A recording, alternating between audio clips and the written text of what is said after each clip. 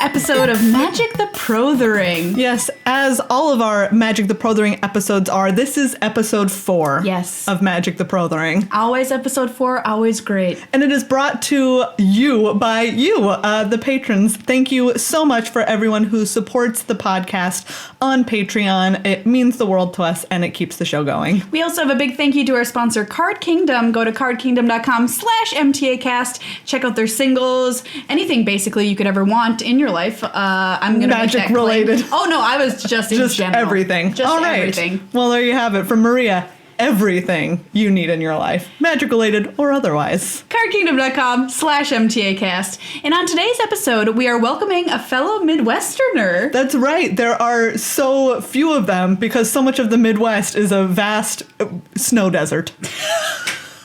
That's so hard. Yeah, well, I mean it. Wow, Meghan, you know what? brutal. I've had a 45-minute commute the last 2 days. I'm over it. Yeah, well, yeah, that's true. Terrible. It's been snowing up a storm here. You could call it a snowstorm. TM, I copyright that. Nobody else can take it. No one has ever said it before. Okay. So we have on the show today Matt Severa. Welcome, Matt. Hello. Thank you so much for being on. Sure. You are not just a Midwesterner. You are from Madison, Wisconsin, correct? Yep.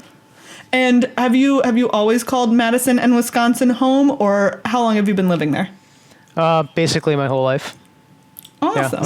Yeah, So yes. Midwesterner dyed in the wool, as we say. But we don't raise sheep, though. We raise cheese. I don't know what we raise here. Yeah. I mean, in Wisconsin, as far as I know, you can confirm this, like cheese and beer is what you guys grow? Cheese and beer, brats. Yep. Perfect. Sounds like a paradise. Yeah. So Matt is an amazing player. He's finished in the top 8 of 6 Grand Prix, a couple of team events, and Grand Prix Denver this year. He won 3 different Grand Prix, which is That's right. insane. There aren't that many team limited events that happen every year, and this year, 2 of them you won.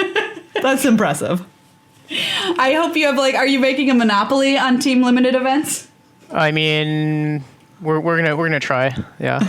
Okay, awesome. Yep. So the way we usually start is by asking people just kind of the basics. How did you get involved in Magic? How did your career start? So I started playing when I was 14. My dad is a pretty big board gamer, and one day he came home with some revised starter decks, and I was like, "This is great. Let's play a whole bunch." What was a revised starter deck like back then? Well, it was mostly garbage cards. Yeah, those sets, they had a problem where maybe 10% of the cards were pretty decent and the rest were not good. But I couldn't tell back then, so that was fine. So that's quite a long time ago. Have you played consistently since then? Have you been kind of like there are times when your interest has been peaked and valleyed? How's it been? For sure, yeah. I've been playing, I took some breaks. I took a one right after college, and I took a few breaks to get my career going and become a real person. Megan's still waiting. I'm still waiting to become a real person. We're still waiting on that. I'm just a puppet that an old man carved from a block of wood. Creepy. I always wondered what it was that was slightly strange about you. Yeah. So your most recent stint, when did that start? That led up to this amazing year that you've had? Well, I started playing competitively again in probably 2010, I want to say, maybe 2009, and I was going to a lot of PTQs and not much was happening. And then I queued for what was that, PT Honolulu, so that would have been Kanzatar Cure a few years ago. And that's about the time I decided that since it had taken me so long to get back on the PT, I was really going to try to make the most of it. And that's when I started playing on weekdays too. Yeah, that's kind of the big shift that you hear about when people transition from, I'm going to F&M, or I'm heading down to the shop on a weekend, to I'm going to make a serious commitment and I'm going to play during the week. But you have a full-time job as a software developer. And so how do you make that jive kind of with your Magic career, especially now that it's really starting to take off? Well, I mean, it's kind of tough to balance, but generally, it helps to have a wife that's very understanding. She was with me for a long time when I was struggling at the PTQ level, and so she knows how much it means to me that when I started doing well. So I try to make the most time that I can for my non-Magic life when there aren't events. So there's lapses in events, and then for when PTs come around, I'm busier then. So I want to go back for a second. You mentioned that you had been playing PTQs for a while, and then you finally qualified for Pro Tour Cons of Tarkir. Do you feel like there was something that kind of like switched on for you that helped you like finally win a PTQ, or was it just like the repetition of playing a lot of them? Well, I mean, I had. I think I had just been. Well, I'd been making top eights pretty frequently, but I think I've just been getting nervous. Honestly, my play had suffered in top eights, and I think I just ran hot that PTQ. I mean, that was part of it, and I had been on the PT before that, but it had just been so long. I think it had been like 7 years or something. Yeah. Wow. So you mentioned getting nervous. Do you feel like is there something that you've done that has helped you be less nervous? Or at this point, is it just like now you've been playing enough GPs and enough PTs that it's gone away? Right. Well, I mean, so there's just so much less pressure when you're queued for multiple PTs in a row, because if the goal is to stay on the PT and you're trying to get on the PT in the first place, you essentially have to win basically 2 tournaments to do that nowadays, right? Or top 8 at GP. So you eventually have a couple matches where there's just so much pressure, like your entire, essentially like PT career is on the line on that match. And now it's just not the same if you got invites lined up. Now it's just all about having like consistent finishes, and I think that takes a lot of pressure off. Yeah, definitely once you're on the train, it feels a lot better than trying to run up and catch it and jump on like a hobo with a bindle. Yeah. You know what I mean? Yeah, so it's a lot harder to queue, I think, than to stay queued. When we go to PPTQs in the area, Meghan, and I'm sure people who are listening out there, you kind of see the same people every time who are trying to, make it to the RPTQ or whatever. And that was probably you for a long time going to these and kind of grinding out and trying to do well. Do you feel different? Like, do people look at you differently when you go down to the LGS nowadays, now that you've made the Pro Tour? I mean, people congratulate me and everything, but I don't think so. Most of those people are still, my friends that I hang out with, and I don't know. Speaking of all these people that you hang out with and everything, Madison is kind of, in a way, it's a weird kind of mecca for Magic players in the U.S. It's like where so much talent is concentrated for some reason. Did you realize that when you were starting to learn, or is it something that you came to know over time? I mean, I didn't really realize it or appreciate it at the time, because, when I met most of the Madison regulars, or a lot of the Madison regulars, I started meeting them when I was maybe 15, and it just was what it was. Those were the people that were playing Magic. And now, thinking back on it, I just am incredibly lucky to have been in a place like Madison, right? Just because there's just like so much talent here. It just helps everybody become better. Yeah, I mean, and that's the thing we hear consistently, too, is that the way to get better is to play people who are better than you. So my question is just kind of like, is Madison, because of all the talented people there or whatever, does it just have consistently a lot of different Magic events going on? Like you hear about draft weekend, where after the new set's out, everybody just gets together and just does a draft camp and drafts all weekend, that sort of thing. Do you find that there's consistently events happening like that in Madison that people are using to kind of up their skill? Yeah, I mean, there's just like a solid community of people here that just want to prep for events. I mean, draft weekend's obviously pretty huge. But, we've just always been really big on drafting in particular. So there's always drafts. Sounds like a beer, cheese. What was the other thing? Brats and drafts. And drafts. Sounds pretty good. The 4 Wisconsin staples. So with so many people and so much play going on there, is there anyone in Madison that's been, or in the wider Magic community, that you feel has been particularly inspiring or integral to your development?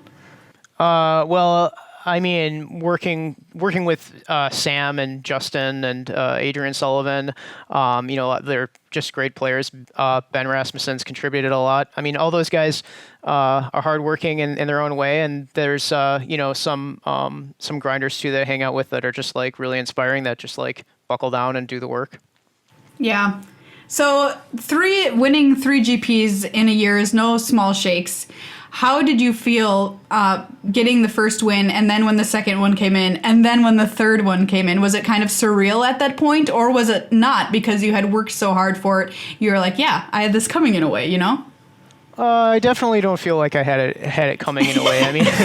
I mean, it's nice when hard work pays off, but I mean, I'd be lying if I if I told you I wasn't running hot.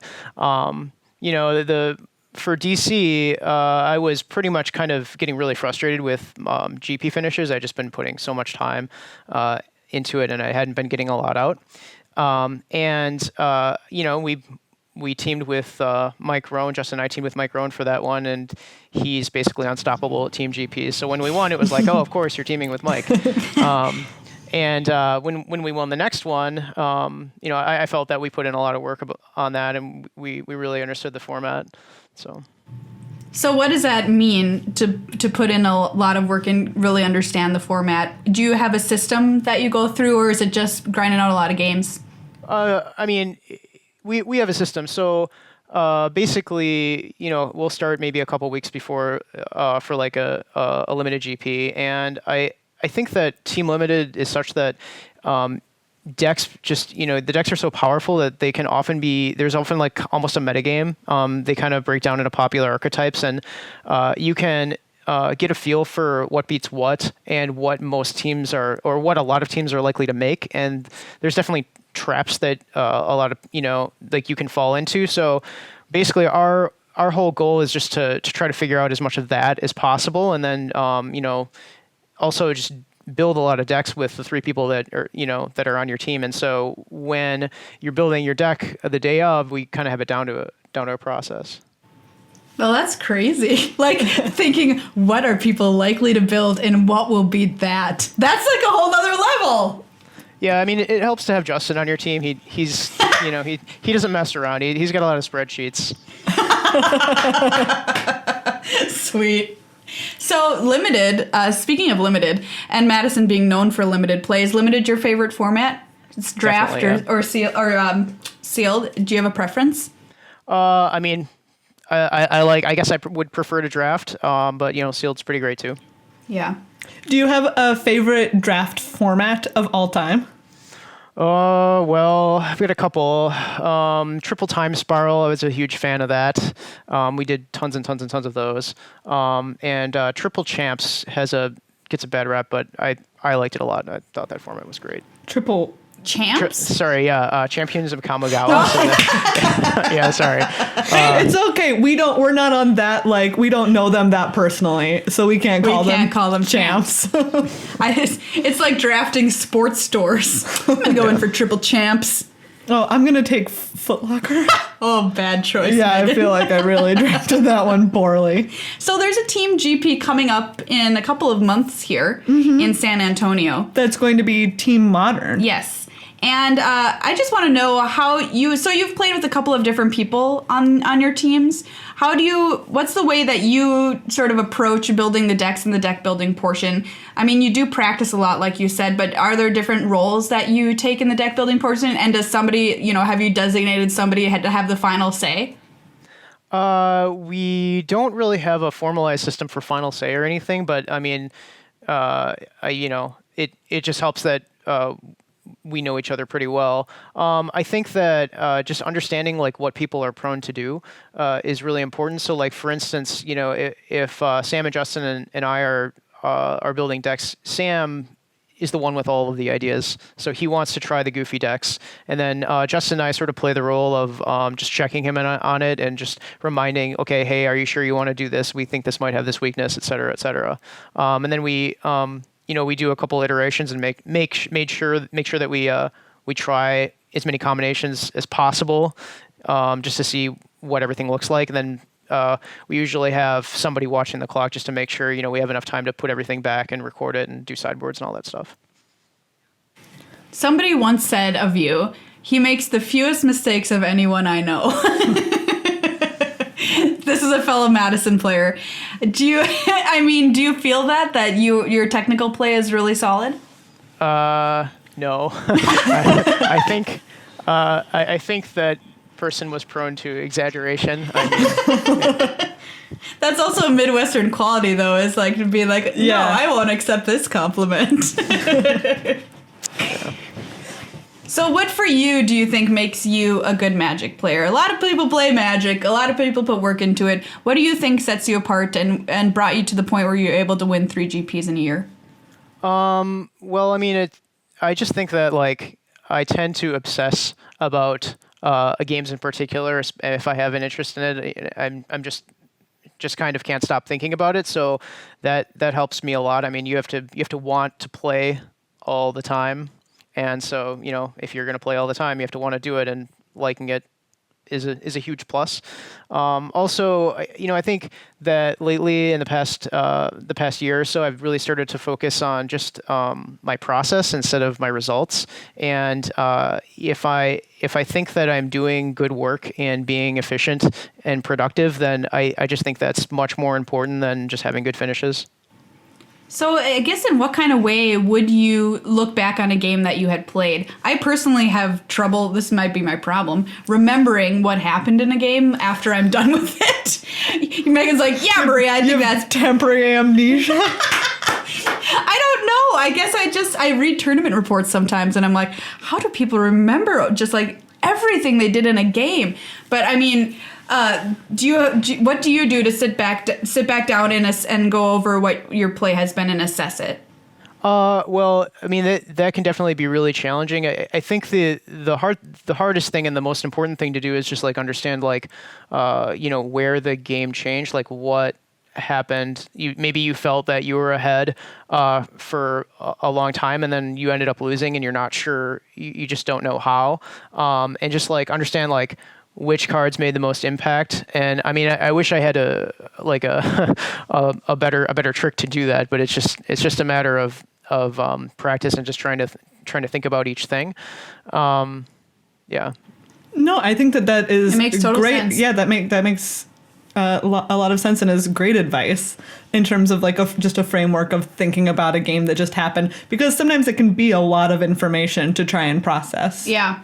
And this is kind of funny. It reminded me of improv, which Meghan and I do. And one of the things that I've heard said is latch on to the first weird thing that happens in a scene, which is not meaning I don't ignore something that's different or out of the ordinary. Or why did they say it like that? Or why did that person say this? And then that's what's important about the scene. Yeah. And that kind of reminds me of what you just said. Like, what was the turning point of the game that either made me win or helped me lose? It's kind of interesting. In scene work called the tilt. The tilt, yes. There you go. So do you think, so you've again, like we've talked about all of your GP wins. Do you think that you would still enjoy playing Magic if you weren't being competitive at it? Or is competition like a really important part of the enjoyment of the game for you? Competition's great and everything, but I think the biggest reason I play is just the social aspect of the game. So as long as my friends, if they just wanted to hang out in like Cube or Commander or just something like that, I'd be perfectly happy doing that stuff. I mean, I think that's great. It just so happens that the group of people I hang out with are competitive Magic players, so that's what we do. Who's your commander? I don't know. I had a pretty unfun deck with Arbiter for a while when I built the Commander deck. Grand Arbiter, I forget his actual name, but he's the 2/3 that makes all your opponent's spells more expensive and all yours cheaper. Oh, that sound like a joy to play with. Yeah, I got complaints. I stopped. There's always 2 types of Commander player, so they say. Yep. Excuse me, I'd like to lodge a formal complaint. Yeah, you have to submit a memo. So you've been playing since 1994, Magic has changed quite a bit over that time. What do you think that you've seen as the biggest way that it's changed? Well, I mean, it's just a lot more focused on permanence and just board presence rather than spells. I mean, the shorter way to say that would be that the creatures have gotten better and the spells have gotten a lot worse. Which I ultimately think that's for the better. I think there's a lot more trade-offs now than there used to be, because it used to be just like it was all about a lot of card advantage and other things like that, because the answers would so efficiently answer the threats. That's what we've heard from a lot of people. Do you prefer kind of the style or the direction that Magic is going now, or the old way? I think I prefer it now, but it's so hard to remember the old way. I just played in a Legacy event, so I guess that's the closest to it. But even that, I think I like it better now. Yeah, I know that with the Vintage Super League, which has just been is starting up again right now, there have been a lot of Monastery Mentor decks, and even people have pointed out that even in Vintage, there's now It's this different. deck Yeah.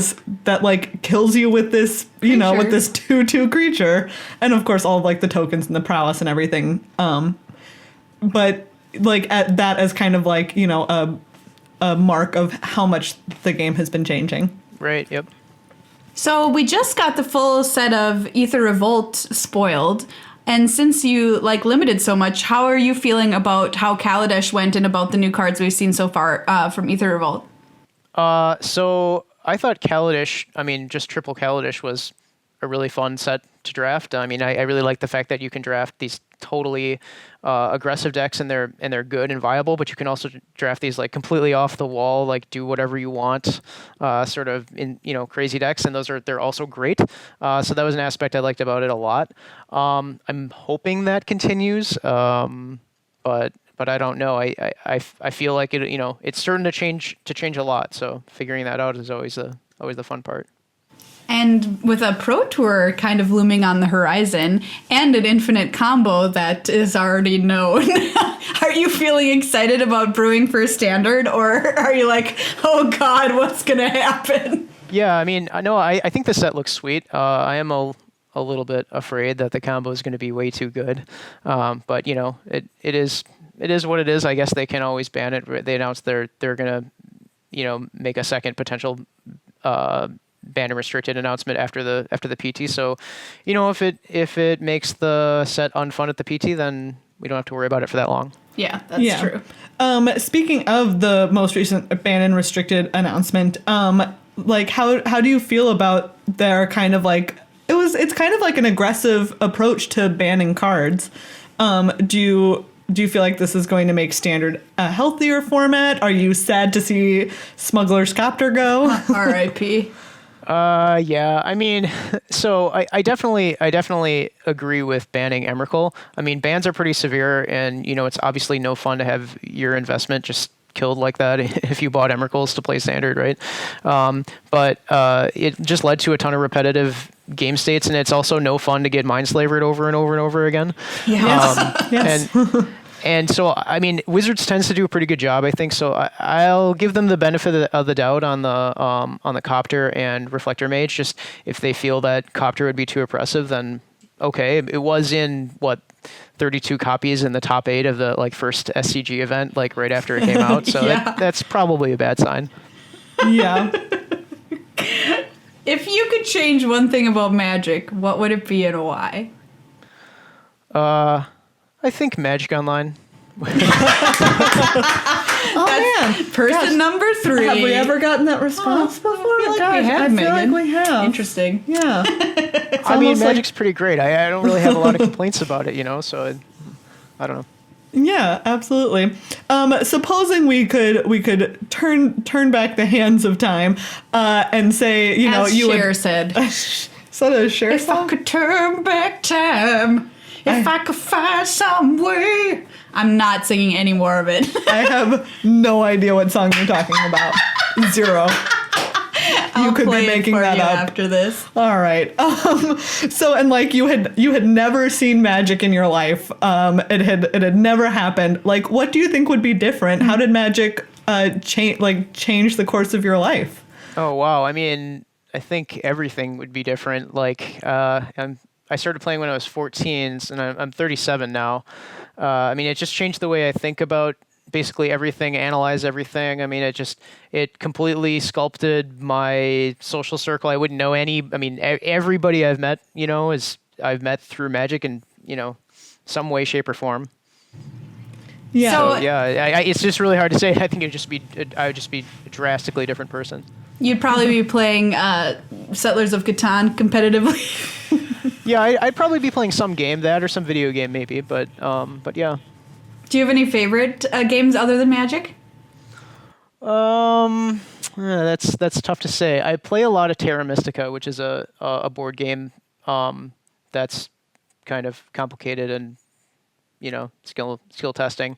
Play that with a pretty close group of friends. Yeah, other than that, Catchphrase is probably one of my favorite games, if you ever played that. Yes, we love Catchphrase. Huge fans. Is Terra Mystica, does it have a lot of little pieces that you have to set up? Oh, yeah. Just what it's called, I just felt like it did. That sounds like it's like a big box and it has just a ton of pieces. And it's just like everyone it just feels nice, Yeah, it takes about 45 minutes to teach somebody the rules, get a rough understanding. It's that type of game. Yeah, but it's almost like Magic players enjoy, torture. Like skill and no, you're right. Never mind. So we always ask this question, and it's interesting to me because we usually get varied responses. But if you were going to tell somebody, this is my number one tip for you to up your game, what would you tell that person? Well, I guess I have to pick one. Oh, no. I mean, you can more than one. Listen to you. Honestly, okay, so it's a bunch of little things. Like the process over the results thing that I brought up, I think is just really important. That has helped me a lot and has taken a lot of stress out of my life, honestly. Not getting nervous when you play, obviously that's easier said than done, but I mean, if you just take it one match at a time, then, just play the match to the best of your ability, and just don't beat yourself up if you lost. Just if you make a mistake, just learn from it and move on. Yeah, those are two things for sure. And just think about every little play. I know a problem that I had was I was just kind of playing on autopilot for like a large percentage of my games, and just kind of slow down and just ask yourself why you're doing even just real basic stuff sometimes can help. Yeah, that's a good point. As somebody who goes on autopilot quite often, usually for the worse. So do you have any goals for your 2017 Magic season? Well, I would really love to top 8 a PT. That would be great. And hitting platinum, I guess, is my official goal. If I could do that by way of top 8ing a PT, that'd be very, very happy. Have you ever been to Dublin before? I have not. Oh boy, it's gonna be great. Is it supposed to be great in February? February? Yeah, that I don't know. I don't know. Yeah. I mean, it's just always nice, but yeah, right. If you're inside drinking, you can't tell. Yeah. I'll be inside drinking. The Irish way. Yeah, exactly. Like, come on, put on your wool sweater and grab a pint. You're good to go. You could It shear can't be sheep. colder than Wisconsin. No, it cannot. So, being from Madison, I just wanted to know, I was curious, is there a place where you think is a cool place to play? Like, if somebody was just happened to be driving through or visiting Madison, they're like, oh, I want to go where kind of the Madison group plays. I mean, there's a couple of stores here. I usually go to the one downtown, which is called Netherworld Games, that used to be owned by Sam Black, and that's a couple of my good friends work there, and I'll be at the pre-release there this weekend. Sweet. Awesome. We mentioned other games briefly, but do you have any other hobbies outside of Magic or gaming in general? Well, lately my wife and I have started going to this paint bar, which is exactly what it sounds like. It's a bar. You drink where you paint. drink and paint. Oh. Yeah, and so we've been painting pictures of Magic cards. Oh, you have? Yeah, so I mean, Well, she's been painting pictures of Magic cards. I've been painting a bunch of smudges and attempting to copy her. She's, I'm pretty bad, but she's great. And so those are always a big hit. And sometimes we go with another couple. So yeah. Is that what's hanging on the wall behind you?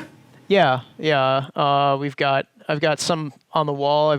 They're kind of just all over the place here at this point. We've been going now for the better part of a year. I didn't know you could just go and paint whatever you wanted. I thought there was somebody there who was like, you're painting this polar bear. I don't care how you feel about it. Drink your wine. Yeah, I mean, they do have that, but the one we go to, you just get a canvas and just paint whatever you feel like painting. That's awesome. Cool. I want to go there. Yeah. I would definitely recommend it. Nice. I would try and paint a black lotus or something, and it would just look terrible. But, it'd be a good time. That's why you keep going back. You're right. In theory, you get better. Or you drink and you get worse. Yeah. But it looks the same. Or I could just become, an abstract artist. Yeah. That doesn't take any talent, right? Yes, I'm sure that so many people have always said that Jackson Pollock is a talentless hack. What is this? What is this? I just wanted to say something that I found about you before you go. I looked at your Twitter, and this was like maybe the favorite tweet that I've ever seen. And it was, I'm in the semifinals of GP Denver if anyone cares to watch. It's just so understated. Yeah.